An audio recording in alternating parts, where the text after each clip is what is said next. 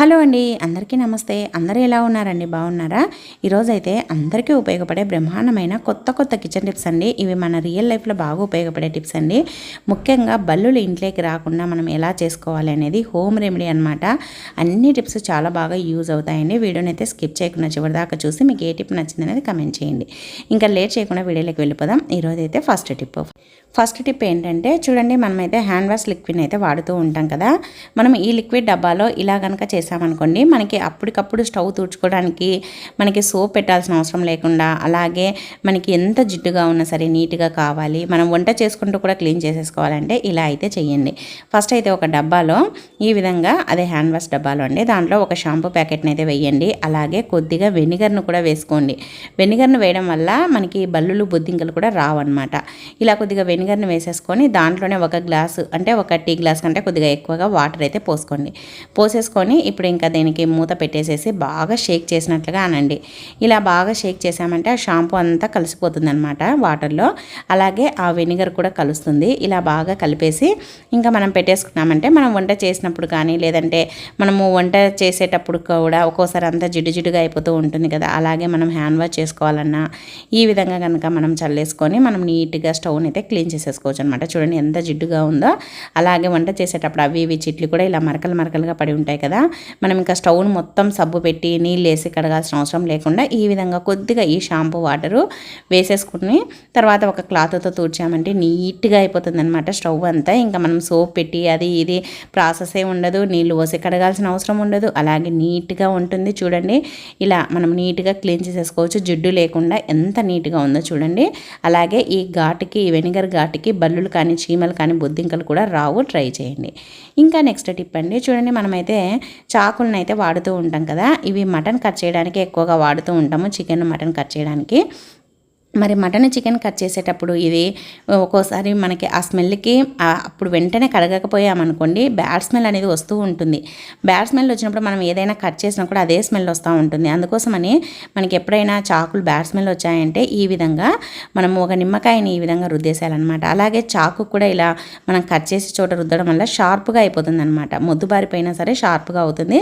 అలాగే ఇలా నిమ్మకాయతో ఇలా అంతా చాకు అంతా రుద్దడం వల్ల బ్యాడ్ స్మెల్ అనేది పూర్తిగా పోయి మనకి నీట్గా అయిపోతుంది అనమాట. బ్యాడ్ స్మెల్ అనేది ఉండదు, ఫ్రెష్గా అయిపోతుంది. కొద్ది ఆరిన తర్వాత కడిగేసుకోండి, చాలా బాగుంటుంది.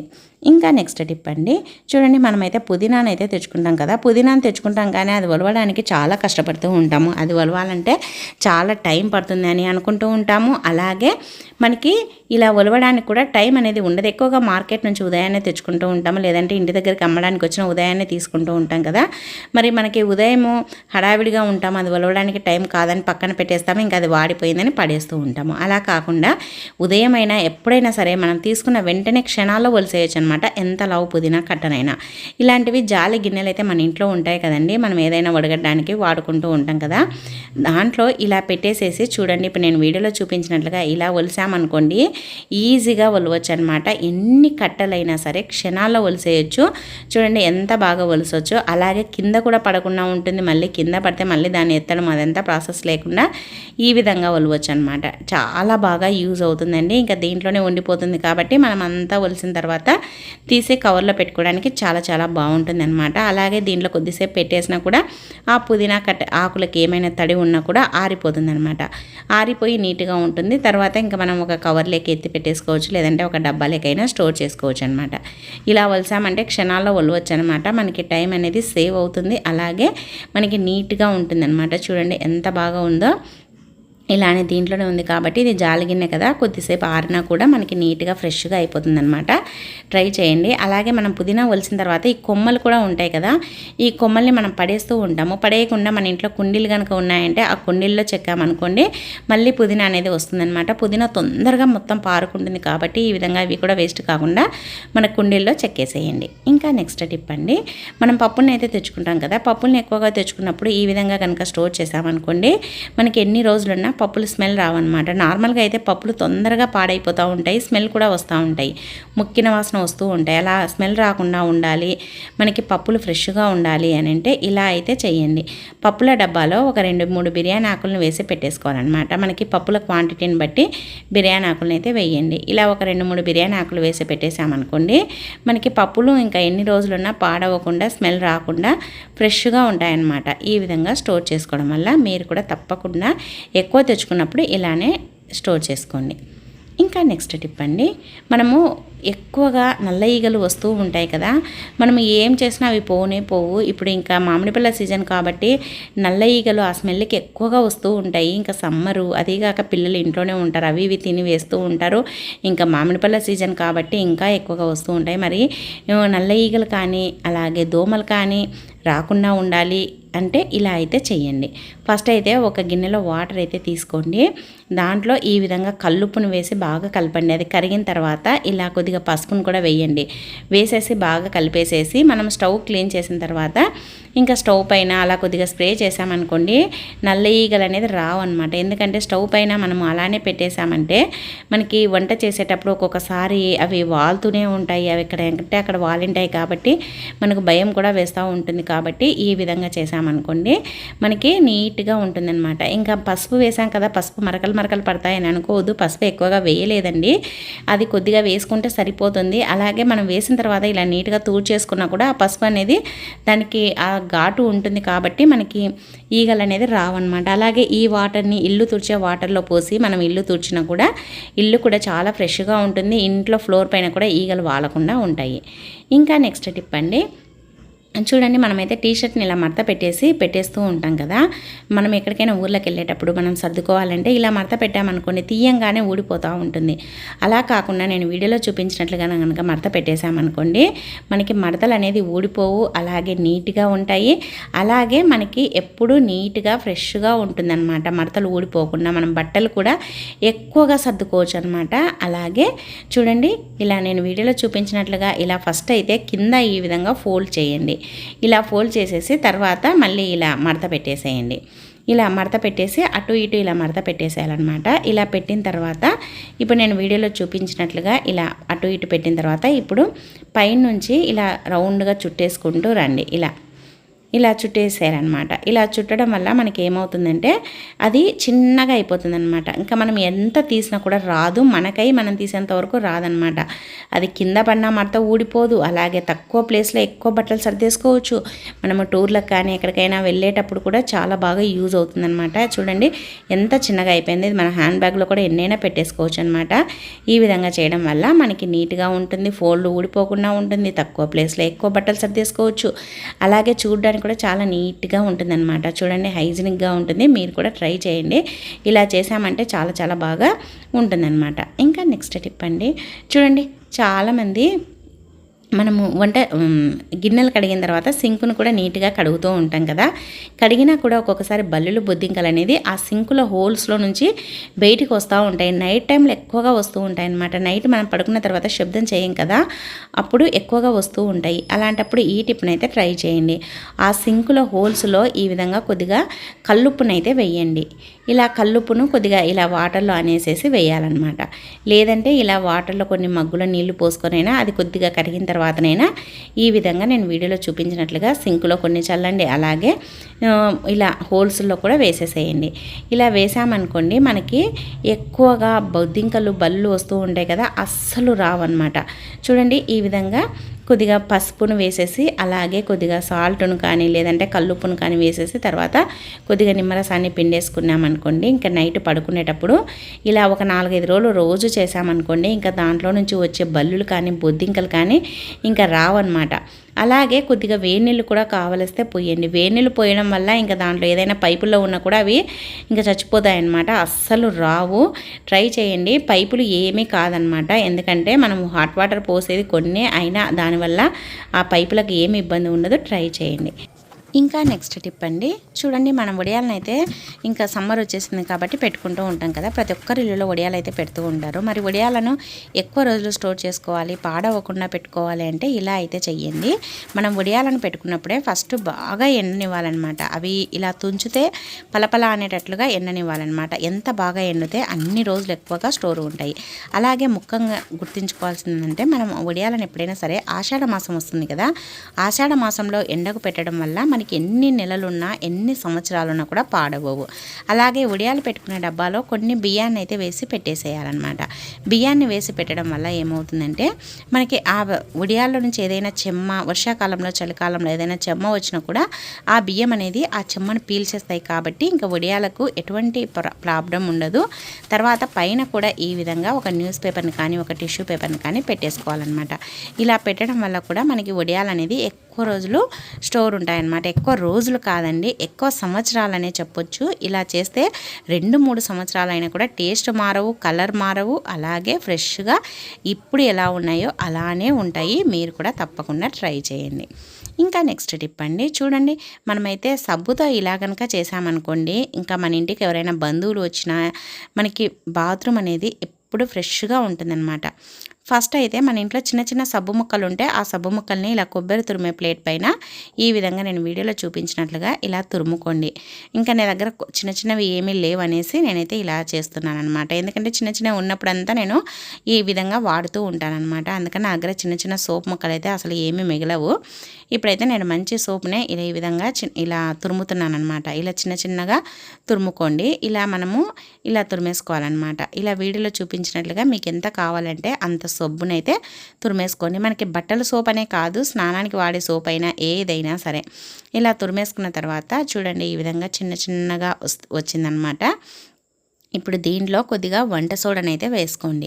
ఇలా వంట సోడాని వేసుకొని రెండింటిని ఈ విధంగా బాగా కలిపేసేయండి. వంట సోడా అలాగే సోపు రెండు బాగా కలిసిపోవాలన్నమాట. ఇలా నేను వీడియోలో చూపించినట్టుగా ఇలా కలిపేసుకోండి. ఇప్పుడు దీన్ని ఏం చేయాలంటే మనము ఇలా జిప్లాక్ బ్యాగ్ ఉంటాయి కదా, ఈ జిప్లాక్ బ్యాగులో అయితే మనం వేసుకోవాలన్నమాట. ఇలా వేసేసుకోవాలి. ఇలా వేసేసుకొని దీనికి మనము హోల్స్ పెట్టేసుకొని ఒక తాడు మాదిరి కట్టేసుకోవాలన్నమాట. ఎందుకు అని అంటే దీంట్లో నుంచి మనకి స్మెల్ అనేది బయటికి రావడానికి.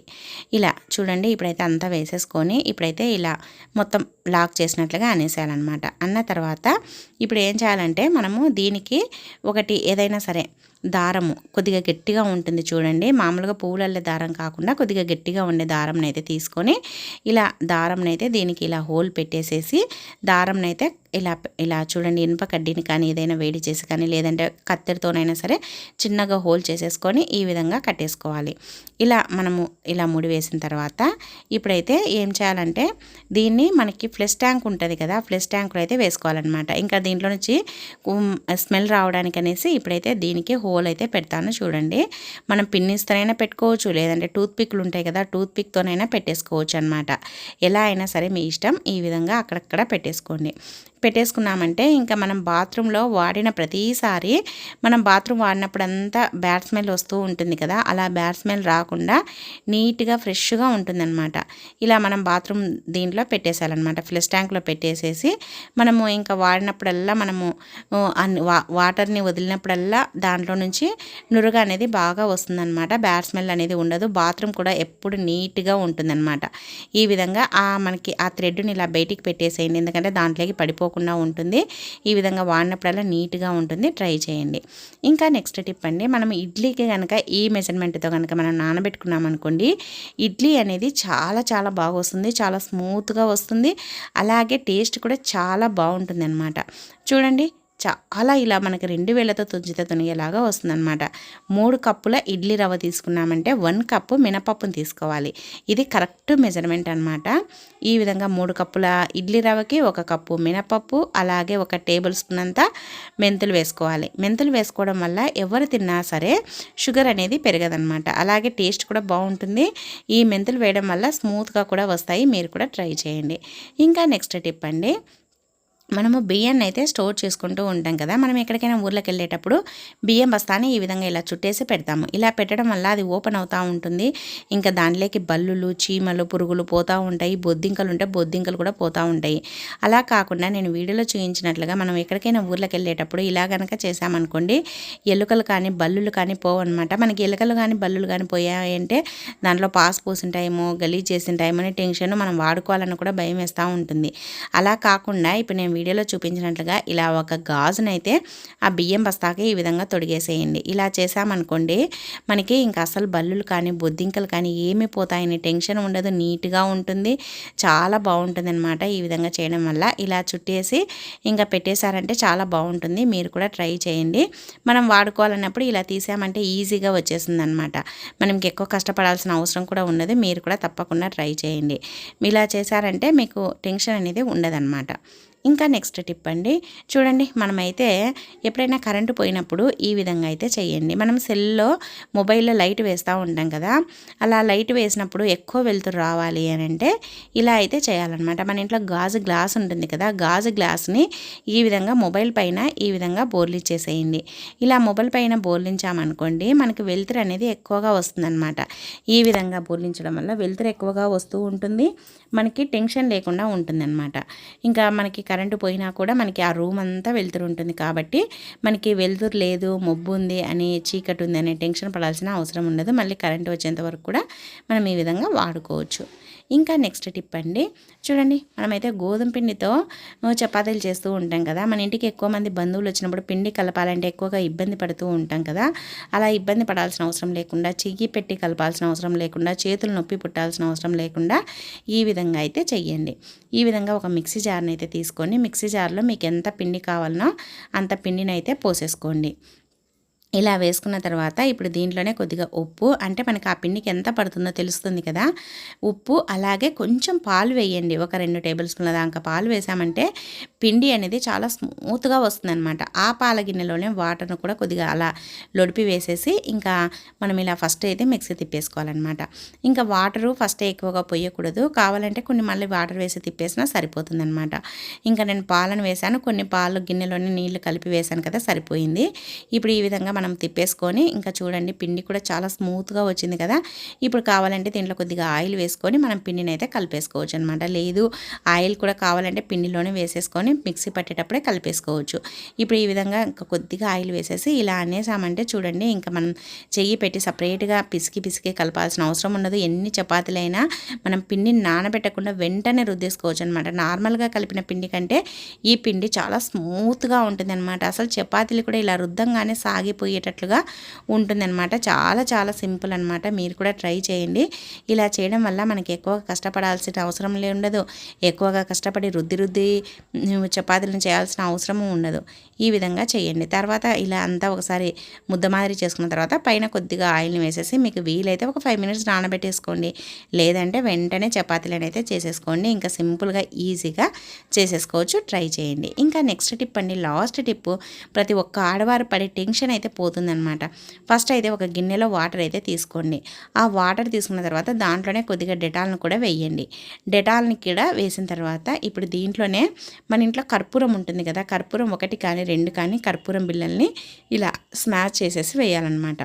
ఇది మెత్తగా లేదంటే దంచైనా వేసుకోండి, లేదంటే ఇలా చేత్తో అన్నామంటే మొత్తం స్మాష్ అయిపోతుంది కదా, ఇలా వేసేసుకోవాలన్నమాట. ఇలా వేసుకోవడం వల్ల తొందరగా కరుగుతుంది అనమాట. అలానే వేసామంటే మళ్ళీ కొద్దిగా టైం పడుతుంది. అలా కాకుండా ఇలా వేసేసుకోండి.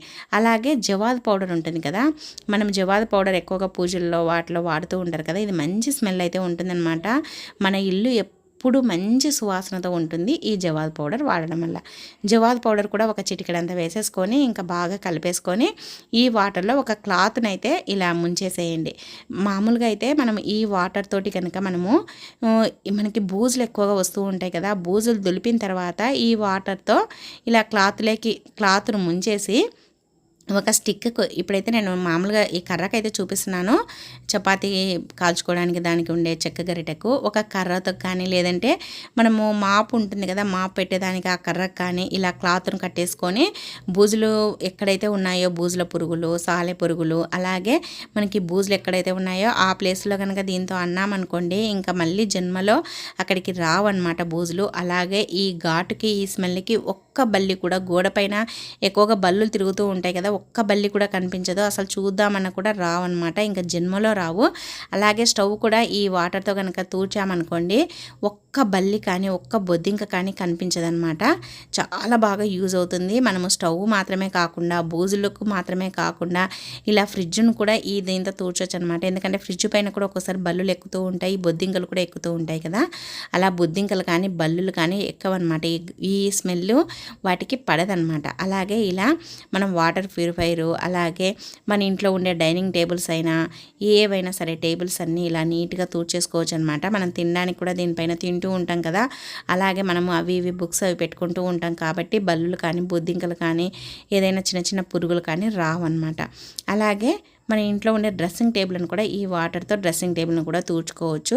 చాలా చాలా బాగుంటుంది అనమాట. ఇలా తూర్చడం వల్ల కూడా మంచిగా ఉంటుంది. అలాగే మన ఇంట్లో ఉండే ఫర్నిచర్ని కూడా నీట్గా క్లీన్ చేసేసుకోవచ్చు. ఈ వాటర్తో తూర్చామంటే మనకి చెదలు కూడా రాకుండా ఉంటాయన్నమాట. చాలామందికి ఇల్లుల్లో ఇలా చెక్కకి ఎక్కువగా చెదలు పడుతూ ఉంటాయి. ఈ వాటర్తో తూర్చడం వల్ల ఈ ఘాటుకి, ఈ స్మెల్కి చెదలు కూడా రావు, బల్లులు రావు. అసలు బల్లులు కానీ, బొద్దింకలు కానీ, చెదలు కానీ ఏవి రావన్నమాట. ఫర్నిచర్ కూడా చాలా నీట్గా ఉంటుంది, దుమ్ము కూడా నీట్గా పోతుంది అనమాట. అలాగే ముఖ్యంగా బూజులు కూడా పోతాయి. ఇంకా బూజుల పురుగులతో పాటు బల్లులు కూడా కనిపించవన్నమాట. అలాగే కంప్యూటర్ దగ్గర టేబుల్ పైన ఈ విధంగా తూర్చడం వల్ల కూడా చెదలు రాకుండా ఉంటాయి, పురుగులు కానీ, బల్లులు కానీ రాకుండా ఉంటాయన్నమాట. చాలా అంటే చాలా బాగా యూజ్ అవుతుంది. ప్రతి ఒక్కరు పడే టెన్షన్ అయితే పోతుందన్నమాట. సో ఇవండి ఈరోజు టిప్స్. మరి నచ్చాయా? నచ్చితే వీడియోని లైక్ చేయండి. అలాగే మీకు ఏ టిప్ నచ్చిందనేది కమెంట్ చేయండి. అలాగే మంచి మంచి టిప్స్ కోసం మన ఛానల్ని అయితే సబ్స్క్రైబ్ చేయండి. ఈ వీడియో చూసినందుకు థ్యాంక్ యూ అండి. Thank you for watching. మరి ఒక వీడియోతో మళ్ళీ కలుద్దాం. అంతవరకు అందరికీ బాయ్ అండి.